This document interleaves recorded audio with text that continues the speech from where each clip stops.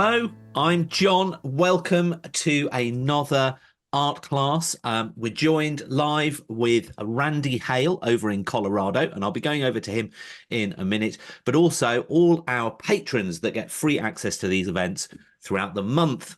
What are we doing today? Well, as you can probably tell with the picture behind me, we're doing journaling. So it's the kind of the easy things, the pen and wash type of work that you might do in a plein air environment.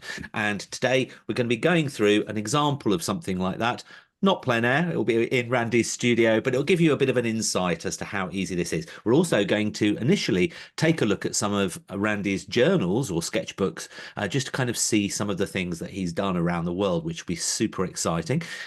Then, when we're in the middle, we're going to stop just for a short break, and we're going to talk about Randy's upcoming 2 to 3 hour workshop event. That is happening in a couple of weeks' time, and we're going to be going through in a much more depth. Today is going to be fast and furious, but the workshop event gives us a lot more time to kind of go through everything step by step so that you can really get to grips with all the different tips and techniques. We'll also at the end, so stay until the end, we're going to be talking about an upcoming trip, or how should we call it? Safari. It's almost like a European safari that Randy's going to be taking a few exclusive guests on throughout Germany and everything. So it'll be really fascinating to hear all about that too. So without further ado, let's say hello to Randy. Randy, hi, how are you?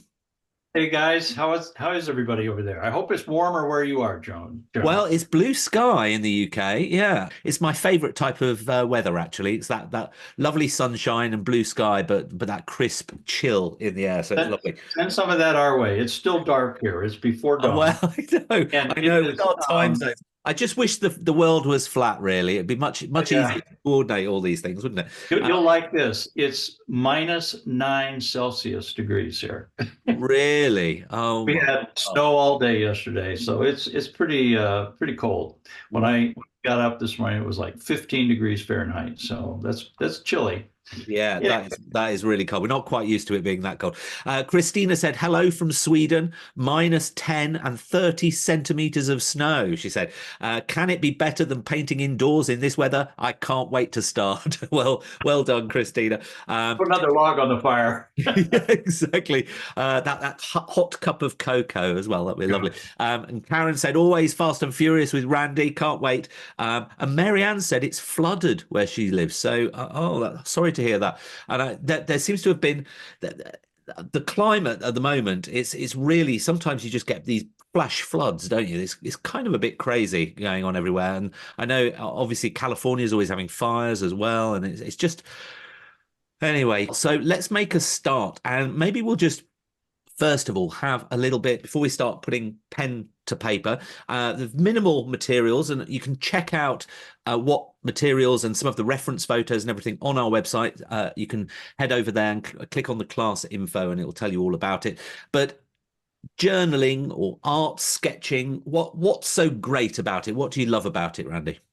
Well, I organize a lot of trips, and I take people on destination trips, workshops in Europe, all through the United States. And I find that a lot of the people are not real comfortable with plein air painting, taking the full easel, and that's pretty hardcore. So where I find that a lot of people have great success is if they get themselves a travel journal that's got watercolor pages in it. I like the ones that are sewn with down the trough instead of the 3-ring binders or the spiral binders, because as you're pushing those in and out of your backpack, we're all very mobile these days and traveling on an airplane or getting in and out of a car.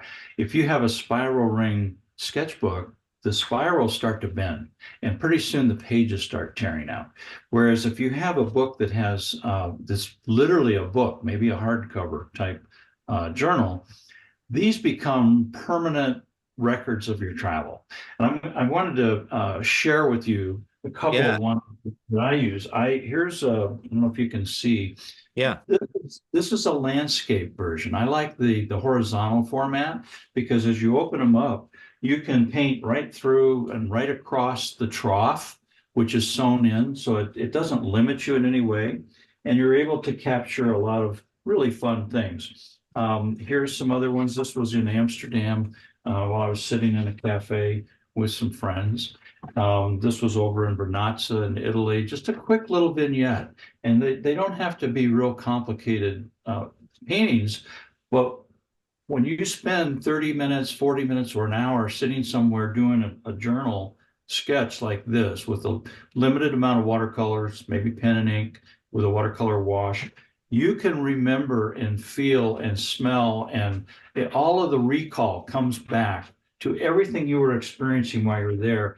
And typically, when we go on trips, we take thousands of pictures with these iPhones, the digital phones. It's so easy to take pictures and they sit there on our camera. And how often do we go back and look at every one of them? Whereas if you have a journal like this and you sit and you pull this out, you really can remember exactly what you were doing. It's embedded in your memory. So it becomes a really nice record. This was up in Oregon, a couple of views from different sides of a cliff that I did. So it really is a fun way to remember your trips and where you've been and record it. And they tend to be successful because they're fairly small little sketches. Here's a portrait version. It's like a vertical format, but it's got a hard cover, watercolor pages with a cold press texture. And with this one, this was in Strasbourg, France, right in the square. Just some quick pen and ink with a little bit of wash on it. Some more from there. And these are all pen and ink with a little bit of watercolor to them. And today we're going to be visiting France. Right across the river, the Seine from Notre Dame on the Isle de France is a very prominent, iconic hotel called the Hotel de Ville. And the Hotel de Ville is a massive, big luxury hotel. And it's very ornate. I couldn't tell you the year it was built. If I looked it up, I could. That's why we have Google. But it's a very striking architecture, very complicated. Here is the photo, or one of many photos that I took, and you can see there's a lot of complexity to this. So the beauty of a travel journal is that we get to simplify. And today I'm going to do a very simple pen and ink sketch. We'll stop a minute and talk a little bit about some of the other things coming on, and then I'm going to add a wash to it just to really highlight where the light and shadow fall. And a wash going across a facade really simplifies the complexity of the facade. You don't have to provide all the detail, but if you get the gesture of the building, just the shapes of it, get the major shapes, get a strong sense of light and shadow, it holds together very nicely. So it becomes a very quick and simple way to record the impressions you have when you're out traveling. And I think most of us travel with non-painters. We have our spouses, we have our friends, whatever, and we're going and we want to also be part of the conversation. We want to be part of the group. We don't want to have to get left behind for an hour while they go off shopping or do something. So I love the opportunities you have to sit as a group in a cafe, a sidewalk cafe somewhere, and do a little sketch while you're having a conversation with them. And it becomes a much more meaningful adventure when you're traveling. So I think you're totally right. I mean, when you mention the fact that you're really taking in the scene, it's because it takes obviously a little bit more time to do a sketch or a painting. Obviously, it's not a fine art painting. It's not going to take you hours or days, but even just spending that half an hour, whatever, just sketching something out, you really take in the scene and the smells or whatever that you're experiencing then. And looking back at that at a future date, it must be an amazing moment because it brings back all those memories of that moment, not just looking at as you say, a digital photo or something. You almost take that for granted. You don't really take in the scene as much. When you sit there and you study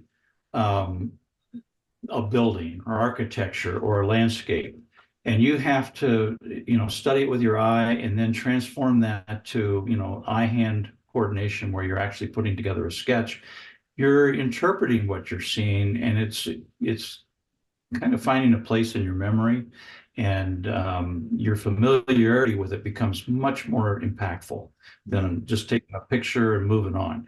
Later, when you look at the photos, they're good references, but how much time did we actually spend studying all the elements at the time we were shooting those photos? Whereas when you're sitting and doing a sketch, you're really taking the time to analyze what you're looking at, and that's what we remember. Is what it becomes real part of our memory, a good Yeah. memory. Yeah. So Now, before we get into the sketch, and we're going to be doing this Hotel de Ville, as Randy said, a couple of mentions. So first of all, we've launched this new channel that does things in bite-sized chunks each month, and this month we are actually focusing on sketching. So this actually dovetails quite nicely with that. So go and check out artyunlimited.com and have a look at some of the videos and some of the insights that we've produced this month for that. You might find that really helpful. The other thing I wanted to just do a bit of a mention for is Barry Herneman, one of the artists we featured a month or so ago. We did a series with him on sketching, plein air sketching, but he used a particular pen called a food pen. Have you heard of that before, Randy? no, I haven't. I'm sorry. So a food pen is like an ink like an ink pen, but with a bent nib at the top, and it's slightly calligraphic, if that is such a word. And you can basically, he finds it really interesting to vary the lines, but you just from a plein air materials perspective, you're just taking one pen and some ink, and it works really well. And then you can do a bit What of a you're wash with it. describing, it sounds like you can twist the pen a little bit and you get a very fine, extra Yes, fine it's line just the versus angle of your hand. Yeah, exactly. So it works quite well. So check that out on our video library as well, if you're interested in just exploring something a little bit different for helping with your sketching. Right, I'm going to put it on the overhead, and we're going to be making a start on the Let's sketch. talk a little bit about material and tools. Sure. This is a pen I picked up a while back. It's just a fountain pen, but it's extra fine nib, and it has a cartridge in it that holds what do you call it? Archival waterproof ink, and you can get all different colors of ink, but I prefer black. But it has a really nice little fine nib to it. It works pretty well. And the other thing I have here is a number 2 archival ink pen that also has waterproof ink in it. It's just a technical pen. So technical pens, fountain pens, they're all good. This particular one is a number 2, and I have a number 8, which is a fatter nib. It's much broader. So if you wanted to get a line work that's a little more emphasized, that works pretty well as well.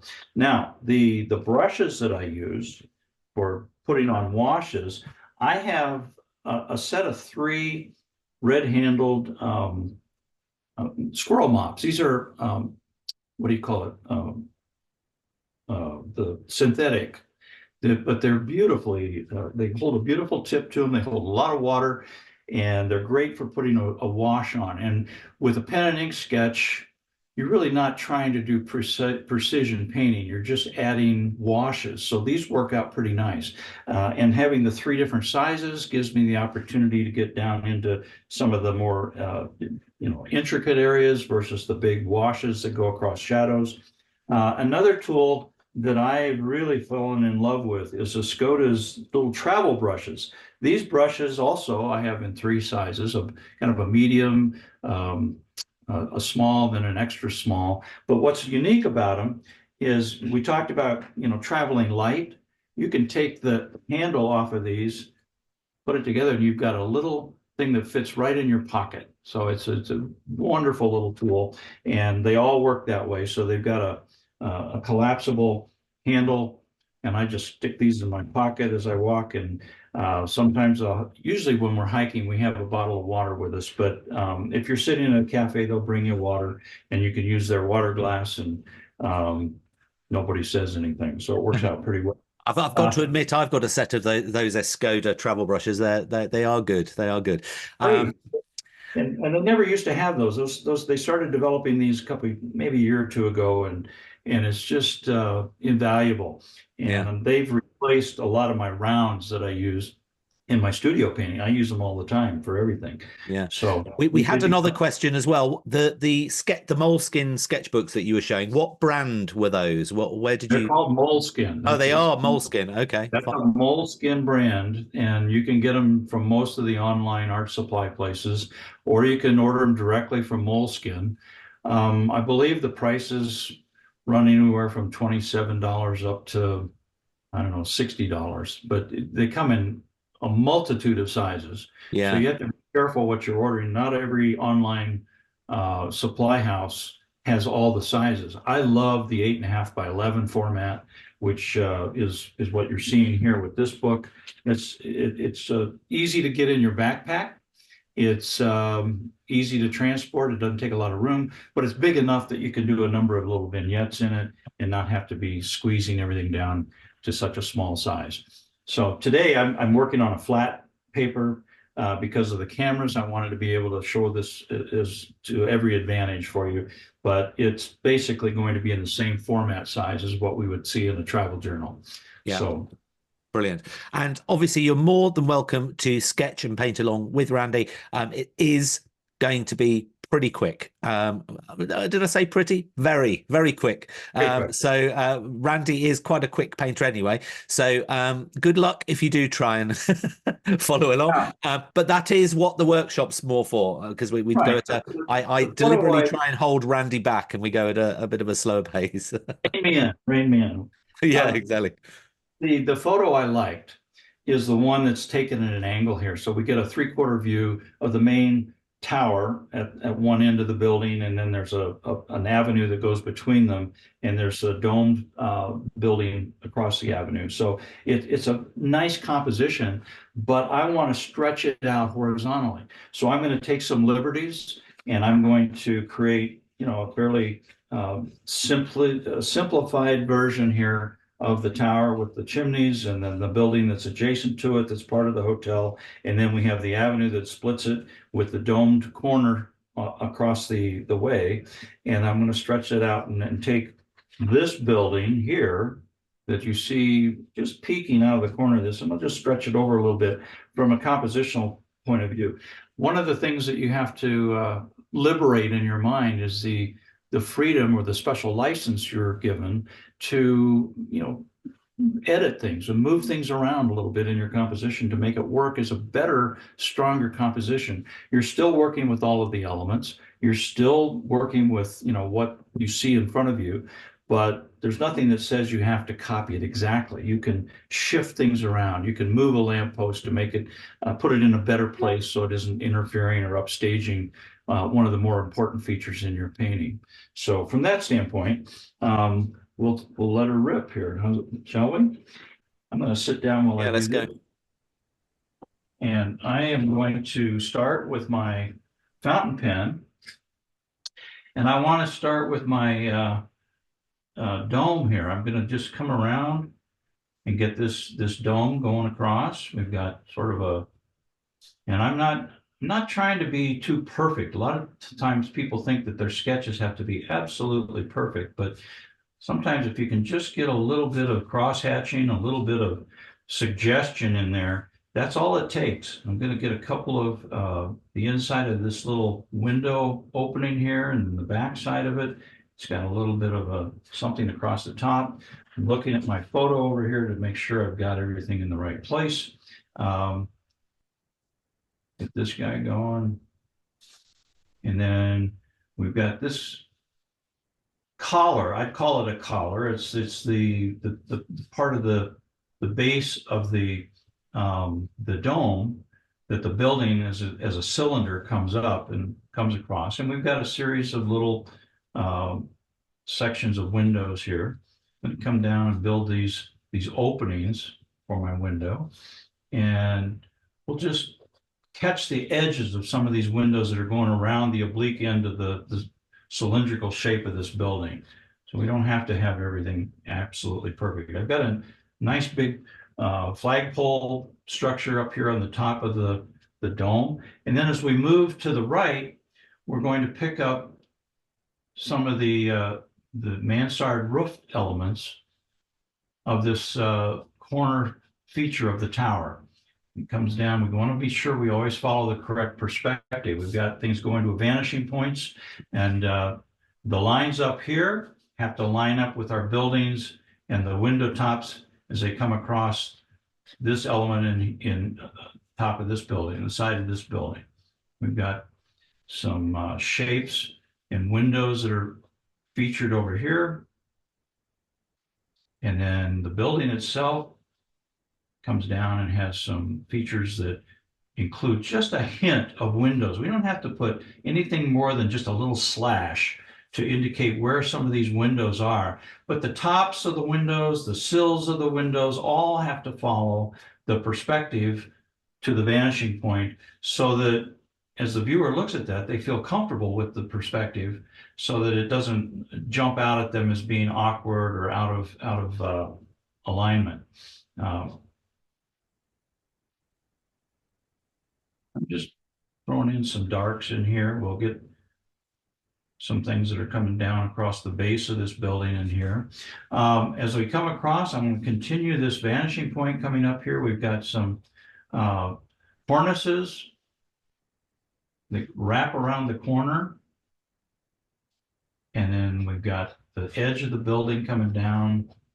And we have a couple of different layers or levels. We've got the first floor, second floor, third floor, etc.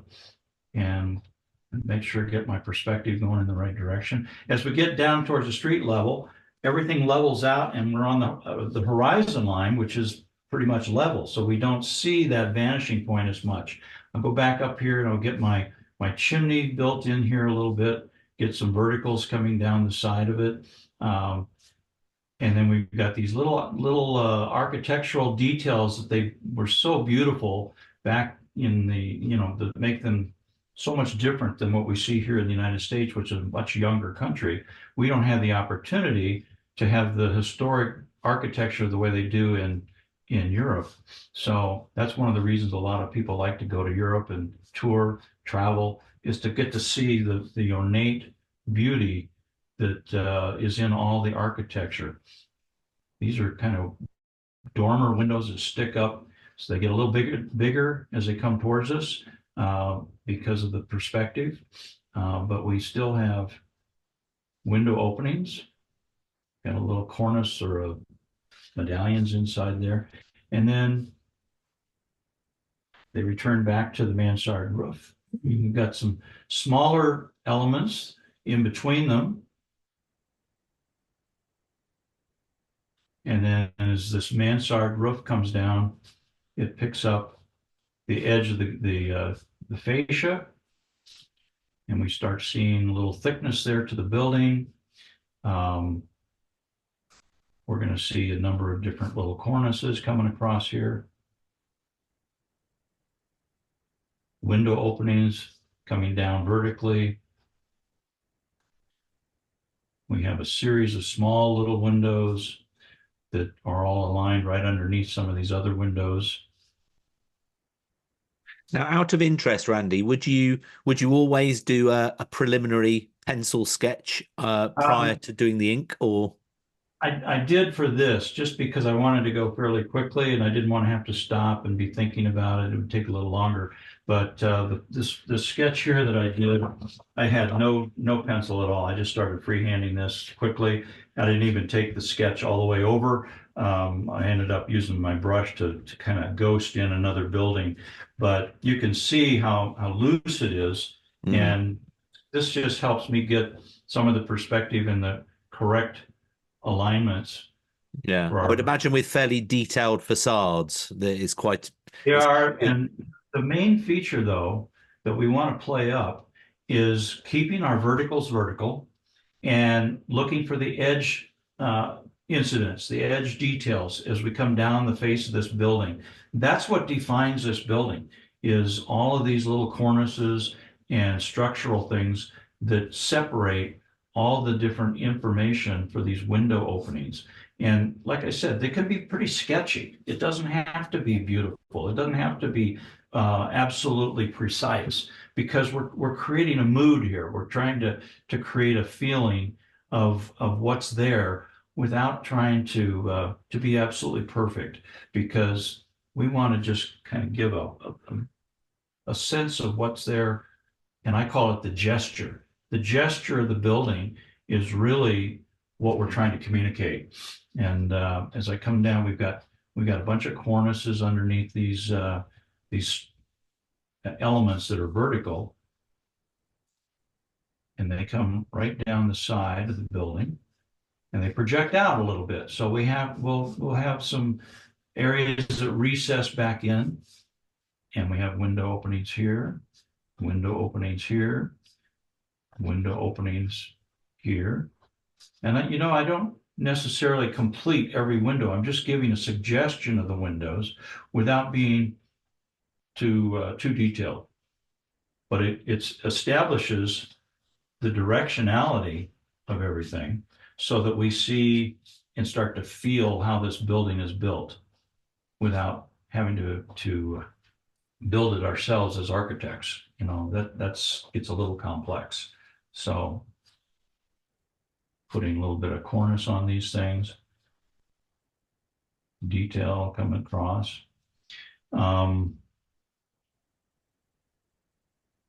Now, we've got that fairly well done. I want to try to take advantage. I'm looking at my sketch or my photograph here. These big windows in this retail establishment on the corner are display areas. And not that we're going to see what's being displayed, but that's their purpose. And they have little balcony things outside the windows as part of their features. And we come across, and then we actually, when we get down here closer to the street level, we have these really big awnings that are coming out from the building.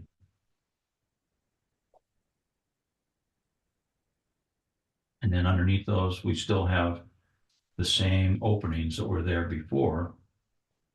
They go right up the side of the building.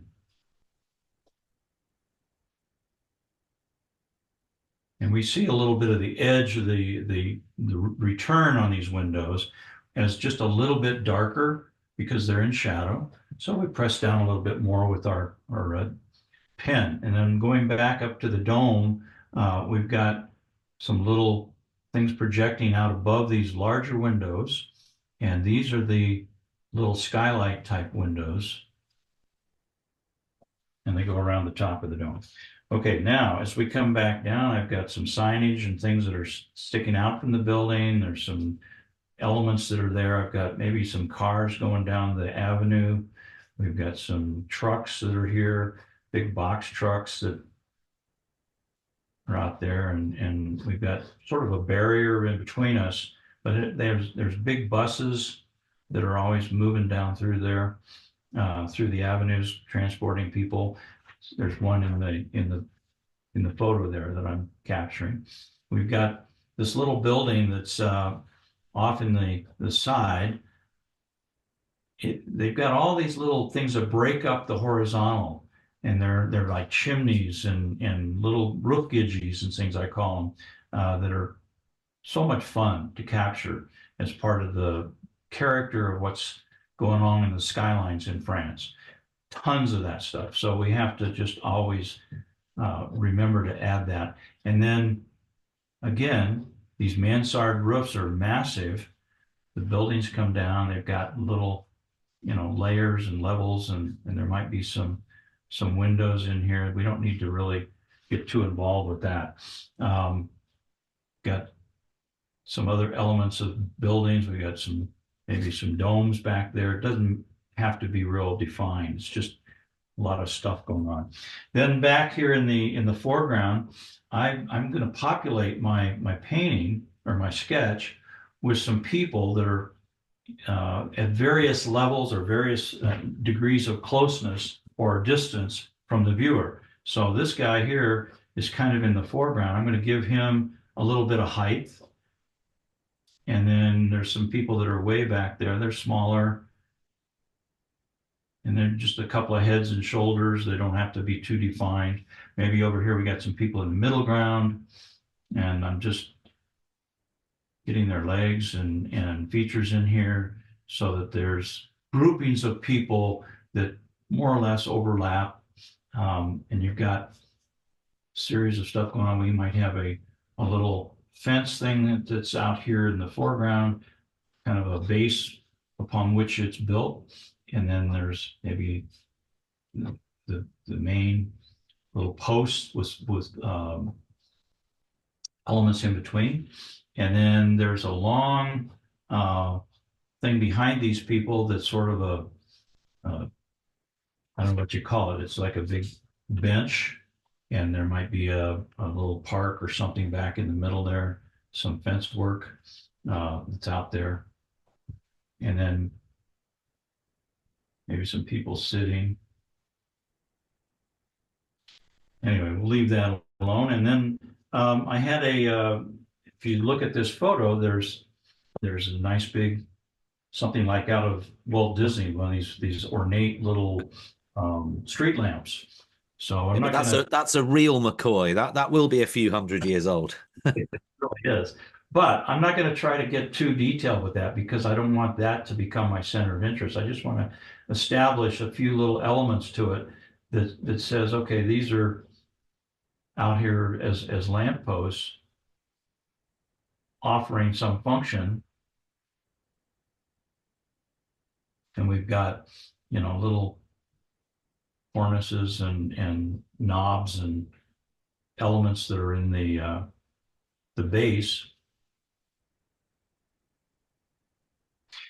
And we'll kind of leave it at that.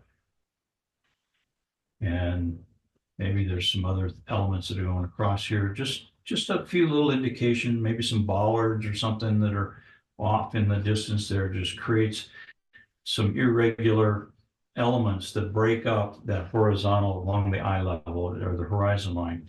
But basically this gives us our basic little sketch. I've got a flag, we got maybe the tricolor up there, we got another one going up in here, off the top of the hotel. And that pretty much defines about as complex as we want to get. It's not all that busy. It's just creating some vertical facades. It's got a nice big tower. Right now, because there's no light and dark, there's no contrast in this, it all kind of runs together. The purpose of the wash is it will be able to emphasize where the light is coming from and where the shadows are. And it'll make this whole part of the building kind of illuminated. This corner of the building will catch a lot of light, but how do we capture the top? We have to put a bit of a wash for the sky to define the edge of these buildings. So that takes us pretty much through our entire building and facade of probably one of the most ornate buildings there in France, other than Notre Dame. And we've done it in what, 10, 15 minutes. Yeah. So it's no, it's quick. Fantastic. It's really captured the nature of that facade. And as you say, it's real. Yeah, it's a real classical facade. So really lovely. Now we're going to take a tiny little break right now. Hopefully you've been able to keep up. And if not, then, and if you're watching the recording of this, you'll be able to rewind back and everything anyway. So you'll be able to go through it at your own pace.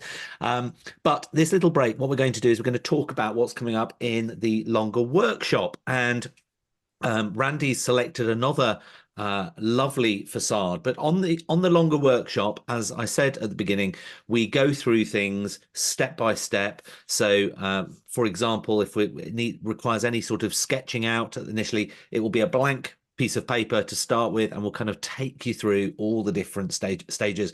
Might even cover bits about perspective and things like that.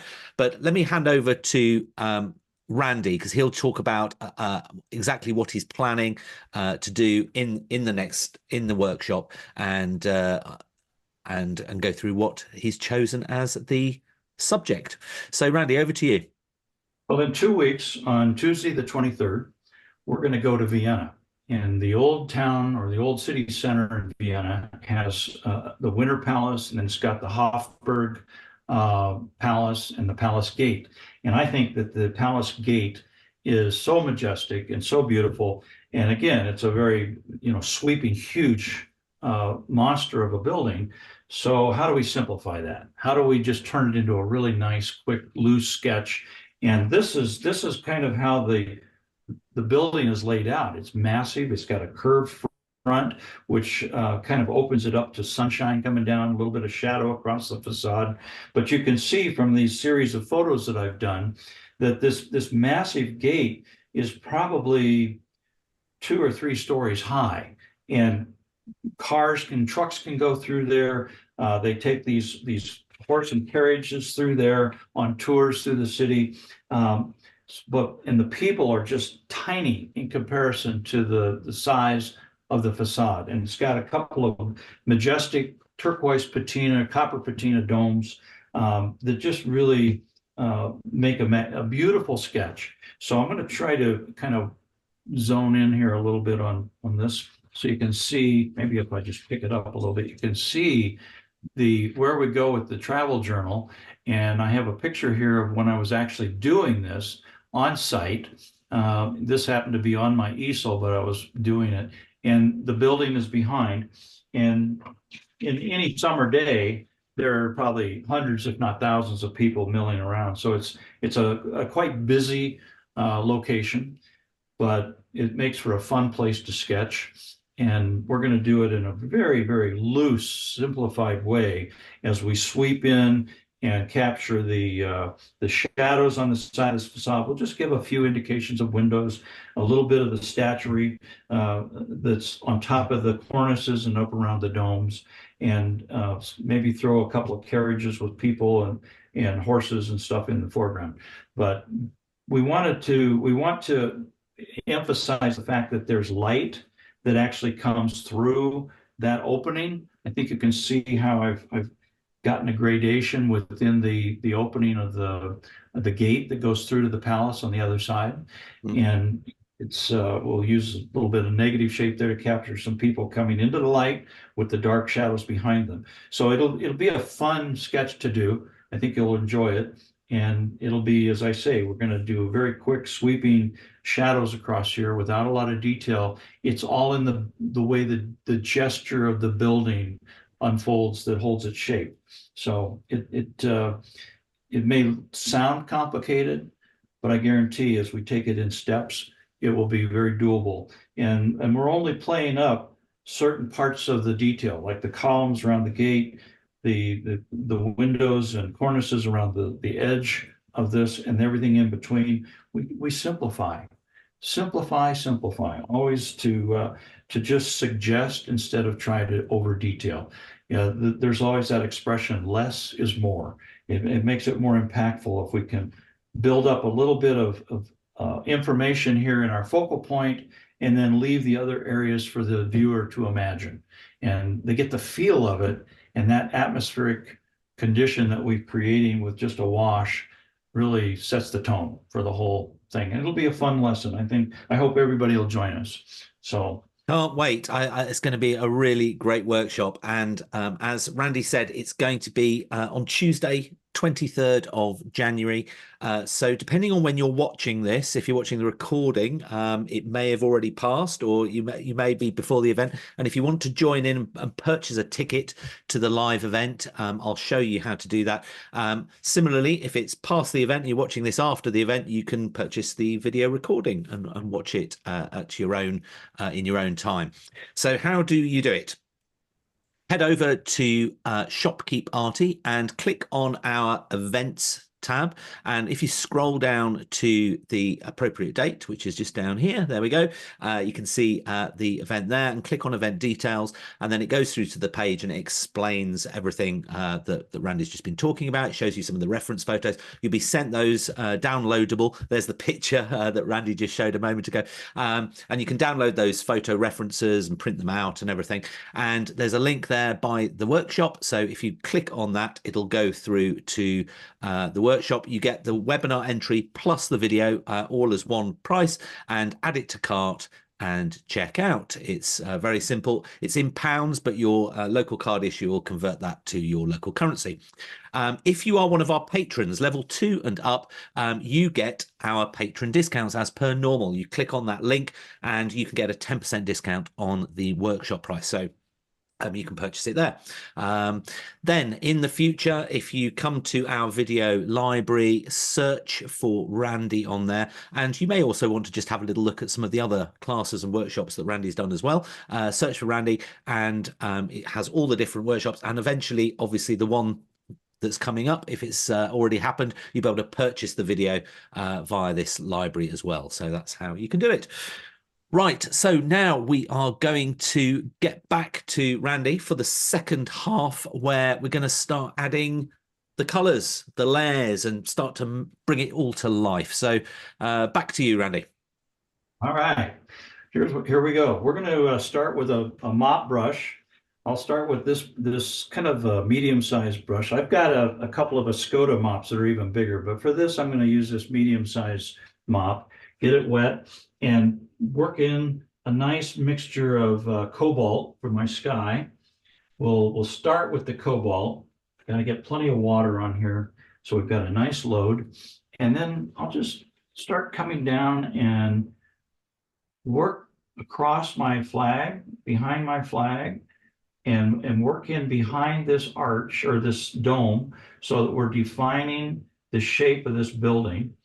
And then I want to come in a little bit on the other side of the building with some of that blue sky, rinse my brush, and I'm just going to soften the top edges of that where clouds we're defining the top edge of some of these clouds. So I'll mix up just a little bit of quinacridone rose with my cobalt and start darkening some of the upper areas of that sky as it comes around. And I can always take a tissue and just blot a little bit away from some of the building that'll be dark. And I lost my flag there, so I'll just pick up that paint. And we'll just soften these edges and come back in with a little bit of gray. I'm going to use just a touch of Payne's gray with my cobalt, and we'll just come back in with a little bit of darker elements. Maybe add just a touch of raw umber to warm this up just a little bit. We'll see how that does. And we'll just keep this all pretty soft so that we have just a few areas that are a little bit lighter in and around this, the blue of the sky. And I'm going to get just a little bit coming down in here, around touching the top of this. Once we've got a little bit of tone in here, and that's all we're looking for, is just a bit of tone to come across the sky to give it some directionality. I'll just soften this with water. Just take a brush and just kind of soften some of these edges. So we just have a little bit of white in the sky right above that dome, and then right above this element here on the tower. But now I want to try to get this whole side of the building in shadow. I'll start again with cobalt. We'll take a little bit of the cobalt in my palette, mix that up with a little bit of Payne's gray and then a little bit of raw umber. Get some raw umber in there for warmth. So it becomes a neutral wash. And I'm just going to come right down the side of this building, come right across and just cover everything and go right across, because it's casting a shadow down the side of that building. As we get closer to the viewer, I want to add a little bit more of the raw umber to warm that up. So we'll just start warming it up and then I'll move a little bit to the yellow ochre, which is warmer still. And that whole building facade now suddenly becomes much warmer. And I'm going to come in and get darker right behind these people. And then coming down this side of the building, it's going to be a little bit less dark. And I want to get a little bit of the cool right along this edge here. So we'll just bring that right on down, and then just take water and drag it down to the base. And all of these little collections of puddles of water are going to add accents. Drop in a little bit of orange into some of this, just to give it some warmth. And then go back and maybe add a little bit of quinacridone burnt orange with some ultramarine blue, just to darken it in a few spots, particularly behind some of my people. And we'll come across, we've got these buildings or trucks and so forth. I want to just begin to put in some darks behind this little barrier that's back in here. We'll just add darks using the tip of my swirl brush to keep that nice and dark as we come across. Rinse my brush and go more to a raw umber, which is definitely warmer. And we'll just bring that across and just soften this. Just take a big wash and soften it. I want that building to be a little warmer. It's catching a little bit more light to it. So we'll get some gamboge and some raw sienna and just drop that into that building and maybe right along the edge of the rooftop there. And then I'll change that up to a cooler color as it moves away. Get more of the cobalt in there.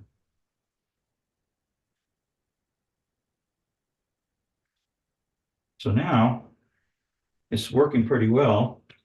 I want to work with this center building, and we're going to start with some yellow ochre. And I want this, basically this side of the building here to have some warmth to it. So we come down the top. And then I'll transition to more of an orange as it gets lower and meets those other darks that are down here. And we'll just take water now and just touch this wash with just a brush that's got a little bit of clean water in it and let that all kind of soften. As we get up into the dome, we want to get that a little more burnished. So we'll use raw umber and some burnt orange. And I want to just capture the top of this and one side of it that's in shadow and bring that down. And just let it run right into that wet area. And I'll wipe my brush off and just soften this side of that mark that I just put on there.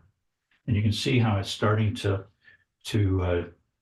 neutralize and darken as we come down this side. I'm going to get a little cooler. So we'll add just a touch more cobalt to that.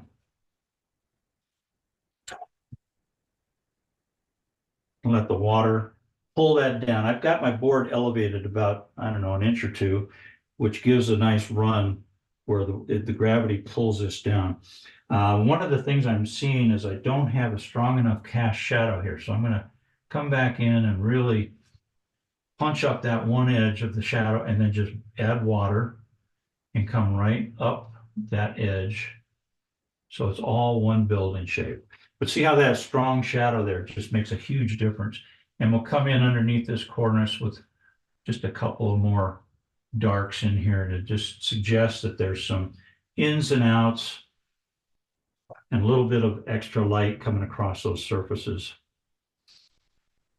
The rooftop, I want to add more raw umber and a little ultramarine blue to this. And I'll come back in and create a little bit of a darker accent right along the top of this building. And then we'll just clean our brush and drag that and let it get lighter as it moves back away. So now this building, even though it's just got a lot of watercolor on it and wash, it's got some warmth in it. It's got some coolness in it. It suggests depth. It's got some interesting things happening. I'm going to take a smaller mop. You can see this is pretty small. Get it wet, and I'll get some of that burnt umber, burnt orange with some ultramarine blue. And I'm going to use that dark to really punch up some of this accent along the fascia there, right at the edge, and somewhere where there's some projections coming out from the building, just to get some darks in there. And then we'll soften that with water, just so it kind of runs down and we start to feel that warmth of that rooftop. I've got to go back and get some of that same mixture that I used before for the backside of this chimney that comes down. It's lighter because it's farther away than the rooftops, but we still have some coolness to it as it's in shadow, and it's up against the sky, so that silhouetted shadow is going to be pretty noticeably darker in value than down below. I want to take some of that same coolness and add it to my rooftop for this tower, and then come back in with some of that really nice dark and just kind of create some of these beautiful little darks that create the accents. And this is wet. So as I touch these areas, it just filters out and softens, and it creates just a nice, soft, dark wash to suggest that there's a depth where it sets back a little bit behind some of the corner pieces. So you don't have to have a whole lot of detail there, just little explosions of light coming through there where it didn't quite filter everywhere, makes it kind of exciting. It just gives it a little pop of life. I'm going to put this window in here with some darks, get some yellow ochre in a couple places here, maybe right behind this. We'll just soften that a little bit. But that light that's hitting this is really important, and we want to get a little bit darker behind it to suggest that that's standing out away from the sky and so forth. And I'll put, after that dries, I'll put a little orange on the chimney stacks for that. Maybe I can do that right now. Let's see. Let's put a little touch of orange in there, darks. If it starts to bleed into the sky, don't worry about it. Same thing with the dome over here. I want to soften that. And then where the windows are, if I look at my photos, they're kind of a blue. But they're a neutralized blue. So I'm taking some cerulean, a little bit of Payne's gray, and I'll just pop in a little bit of cool into some of these windows in here so that it feels like we're not seeing everything perfectly. And then as we go down farther, I'll just get some more neutral colors and start adding to these window openings. But it's loose, it's very loose. And then we have the canopies over the street. I'm going to create sort of a gamboge bronzy color for those. And we'll just get the back side of this one, the top side of this one. And then I'll just take a damp brush and pull a little of that color over where it tucks behind and goes down the lane. And then this flat dark in here needs to have a few little accents to suggest that there's some things back in there that are happening. We don't know exactly what they are, but they're darker. And we just have fun with those.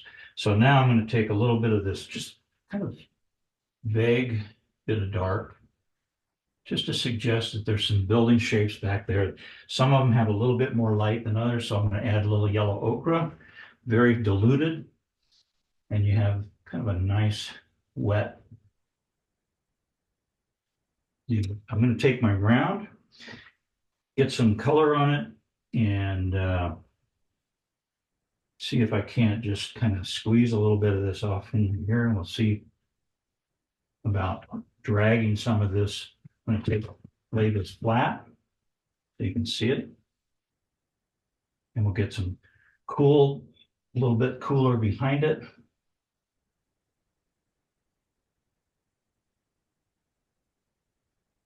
And then build up some of these warms in the foreground. And I want to take a bigger brush and just dilute it. Maybe even take a spray gun and spritz bottle, and then tip it up and let water run. So it just kind of runs downhill and softens that foreground a little bit. We'll take some dark and drop that in a couple of spots.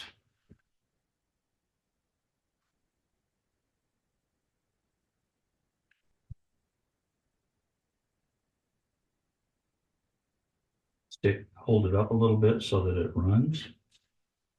And we have a very loose foreground that's just got some some movement in it, but not too much. I'll take my flat and drag through there a little bit to get some things happen. Put a little bit of a shadow behind this lamp post. Maybe bring it straight down.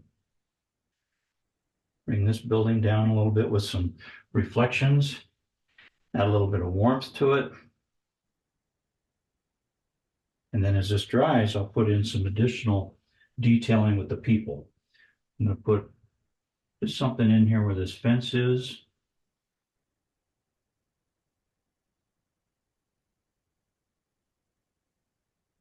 Keeps it pretty loose and soft. The building itself has some deep shadows in it, so I'm just going to bring some down, kind of mimicking where the building is.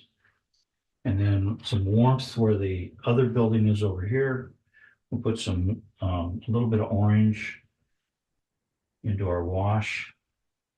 And it's wet and it's elevated, so it's going to softly run downhill. Gravity will do its job.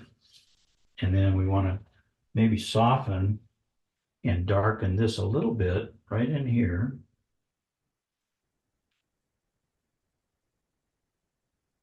We have a little bit of gradation going from more shadowed to more reflected light in the back there. I'm going to let all of this kind of run together. Maybe a couple of little explosions of warmth. If that's too much, just add a touch of cool down into some of these little areas within the shadows. And then over in here, we'll get a little darker.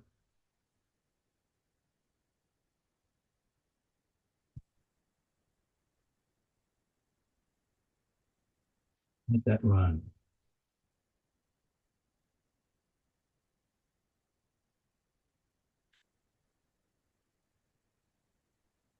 We'll take a minute and let this dry. Just enough so we can put some people in our painting. I've got this one last awning to put in here. Needs to be a little darker. There we go. And I want to get some darks in some of these windows. That works.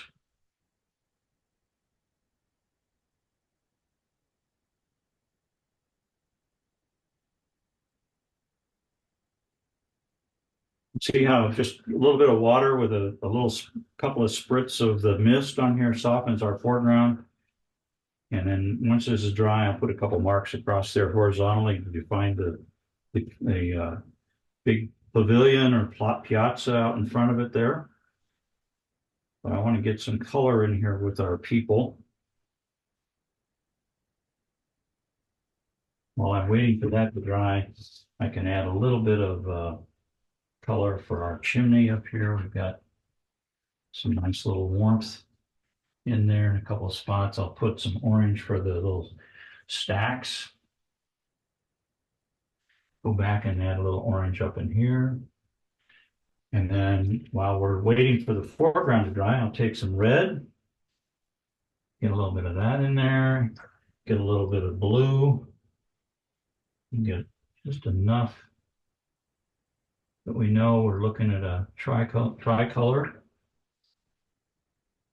This one's going to be a little darker red in here, and then come into the, now we know those are Can cramps. you just pull the painting slightly towards you, Randy? All right. Yeah, there we go. Perfect. Thank you. So there's that. Now I'm going to get just a little bit more shadow under some of these little cornices here. There we go.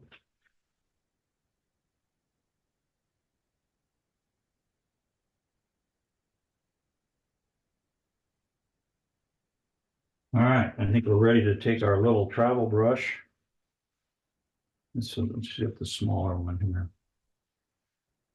And I'll get some red, pyro red. This is a nice bright little red. We'll give this guy a bit of a color on his shirt. Clean that brush and then just tickle the bottom of that so it fades away. I'm going to add a little bit of gamboge and yellow ochre and some red for his face. Some of these guys back in here, and then I might add a couple of other colors like a turquoise teal light, cobalt teal light with some of these folks, maybe a little bit of purple or violet for some of the, but I like the red because it's just enough to kind of give us a little hint that there's things off in the distance that are brighter, that are catching a little bit of light. And maybe there's a person back in here behind this fence, and we'll just soften that and then add some legs to it. We just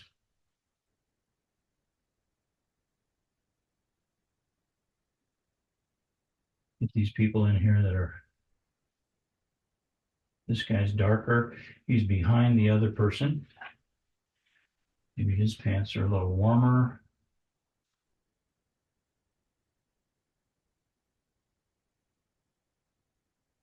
And then if we want to put a few little things like bollards or something in here, we can just add a few little ticks of color and then just pull some of that color right down into our foreground. And add a little bit of shadow across here with some of these people. Sometimes it's easier to just do it with a bigger brush. I'm just mixing up whatever's in my palette, and I'll come across here with a bit of a shadow. Get it a little cooler. Get a little red in there. But the building itself is what's casting some of this shadow that's in the foreground. And then we've got our little lamp post with all of its features. We're not going to try to get too detailed with that, but I want to get it just dark enough that some of these elements read, and they come down. You got the shadow side of it, pick up a warmer side.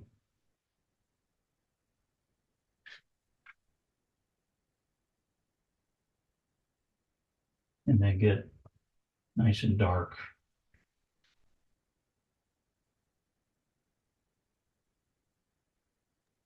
And then I'm going to take a rigger,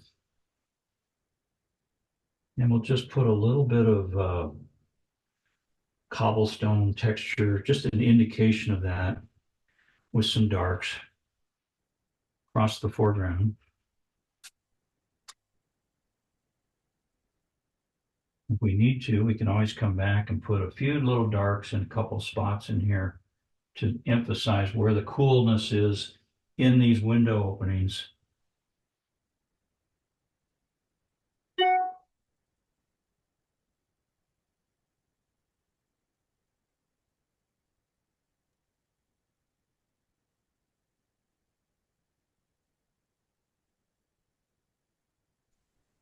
Bus is, look at my reference here, is pretty much dark all the way across, so I'm not going to go real dark because I don't want to attract too much attention to it, but I'll put some windows in there. Just a quick little slash.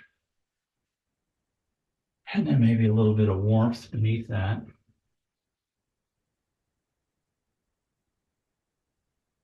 Leave a few whites in there. And now we'll take our darks and just create a few little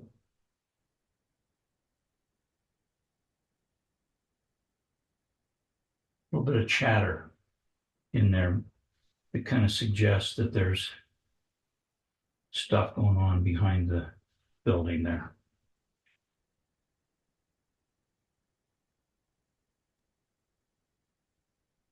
It's amazing how quickly it all comes together, isn't it? Yeah, there you go. We really don't need to do much more. It tells the story completely. So it's we could walk away at this point and be completely done, completely satisfied. But if you want to keep playing with it, it's always fun to keep playing. But that's about how you'd want to take this. I'm going to take this dome and make it a little darker. because as it dries, obviously things get lighter as they dry. So I want this to be a little bit more defined as I bring some of this dark across into the highlighted area. We'll get just a little bit more cool right in there. There we go.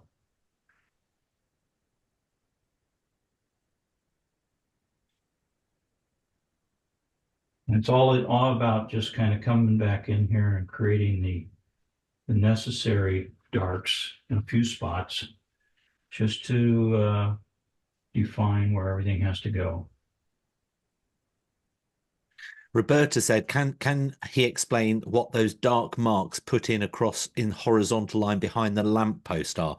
And I think it's either the buses in the background or it's the stuff with the maybe These were those maybe. bollards. You know what bollards are? They're to keep people from driving across this Yeah, area. they're on the photo, I think, Roberta, and they're sort of they're Yeah, stop the traffic. I moved them over a little bit so that they kind of stretch this thing in horizontally a little better. And I'm just going to put a few darker marks in here. And then just soften that so that it doesn't look like a brush mark, but it just gives us the impression that there's windows back in there that we can't really see. They're not all that defined. And it just pushes up against some of these other elements or the building to give it that curvature that we're after. And I'm just pushing some darks up into these window openings to reinforce that curvature that we see. So that's it. We have a pretty subtle sky. It just sort of defines the edge of the dome there. It captures some of the chimney. The flags, I saved a little bit of white in there for those, dropped in some color. Doesn't have to be perfect. I didn't try to make a postage stamp type flag there. I just wanted it to be blowing in the breeze and kind of loose. But it all kind of gives the flavor of what we're seeing and what we're feeling. Yeah. We No, look at I think it's a remarkable job. And if you want to write some comments of thanks to Randy, please do type that out for me now. Obviously, if you're watching this live, and I'll read it through to him in a minute. I also said at the start that we were going to be having a quick chat about something to do with Germany, a bit of a road trip with Randy. So maybe we can have a little bit of a chat about that now, a few seconds. So Randy, it's this summer, isn't it? You're going to Germany. What can they look forward to? Well, it's an amazing trip, and we're leaving. It'll be the last week of June, from the 22nd through the 30th. So it's 8 days and nights on an Amadeus river cruise. And I kind of have a partnership with them, and I've been putting together these river cruises all over Europe for the last 7 years. And we leave from the Luxembourg border with Germany at Trier, Germany. We go up the Mosel. We meet up at the Rhine. We go up the Rhine to Frankfurt, and we turn and go up the Main. We pick up the Danube, and we go all the way over to Bavaria, to Nuremberg, and through Bamberg and a number of Bavarian summer cities, summer villages. There's a whole variety of things that we're going to be going through. When we go through the Mosel Valley, there's some beautiful castles. The Middle Rhine has amazing castles in it, but they also have an incredible amount of very steep vineyards that come down the hillside to the river valley. And we stop every day and we're out painting. And I think a lot of people have great success if they take travel journals with them, and we can go and do quick sketches and get a variety of paintings to capture this trip. And the fun part about it is it's not just painting, but we have like 5-star cuisine, meals every day, breakfast, lunch, and dinner. It's all included. Really, really nice accommodations. Your hotel room goes with you, so you don't have to pack and unpack. You come back to the ship for lunch. You go back out and paint again every day. In the evenings, we come back. You have time to rest and take advantage of some of the things on the ship. And then we have this fantastic dinners as we're underway in the evenings, long before the sun sets. But so you get to see a lot of the scenery. And we go through many, many locks. And if anybody's ever gone through some of these locks on the rivers, it's quite an engineering feat. to see, one of these ships raise up 50, 60, 70 feet in like 5 minutes. So it's pretty extraordinary. Sounds amazing. You got me at five-star cuisine, right? No, that sounds really brilliant. And as Randy says, you can contact him if you struggle to get hold of him. Send us a message and we can forward you on to him. So, Absolutely. Yeah. and then we're also, you know, still got to discuss things, but I've been talking to Randy. There's a big thing that we're planning next year, 2025, which is with multiple artists and things. It's a sort of a big trip, and I may be involved in some way as well on that. So stay tuned. We're not going to talk about that quite yet because that's a bit further off in the It's going distance. to be a big surprise. We've got some things planned for people in September of 25 that will blow your socks September off. 25. So put it in your diary, put a big question mark, and yeah, arty surprise. Put that in the Yeah, diary. there you go. Right, brilliant. Well, Randy, thank you so much for today. We've had a few comments from people. Marianne said, great demo. Randy makes it look so easy. Really enjoyed it. Karen said, fantastic as always. Thank you, Randy. Really look forward to the workshop. Love the result of the quick painting. Mary Jane said, thanks, Randy. Roberta said, always great and most interesting. A big challenge. Will be great to try this. Thank you. Love the instructions. And by the way, the post relating to this class is on Facebook. So go to Shopkeep Arty on Facebook and you can share your art there. And Randy can have a look at that and make some comments. Yeah. Alessandra said, thanks, Randy and John. Brilliant as always. I just watched this time. I didn't sketch in advance and no way I can catch up with Randy. I know. It's almost. Well, I tell you what, join us in 2 weeks and we'll take Exactly. it very slow. And everybody will have an opportunity to paint along with me and sketch, and it'll be a ball. We'll have a great time. We will have a really good time, and we'll maybe give you a little bit more info about what's going on in 2025 as well. Lenny said, loved your demo, Randy. Lather said, lovely work. Looking forward to the workshop. And Christina said, really good class, very instructive, fast, but I managed to follow you. Well done, Christina. I'll tell you what. Post up your effort on Facebook. Let's have a look at what you did. It'd be great to see. Can't wait to see it. Brilliant. Well, thank you again, everybody. Thanks for joining us. And until next time. Also, if you're watching live, we've got Marvin Chu live from Singapore this Thursday as well. Again, if you're a patron, it's an exclusive event for patrons. So you'll get that invite tomorrow. Brilliant. All the best. Take care, everyone. Thanks, Randy. Thank you, John. Thank you, everybody. See you in a couple of weeks.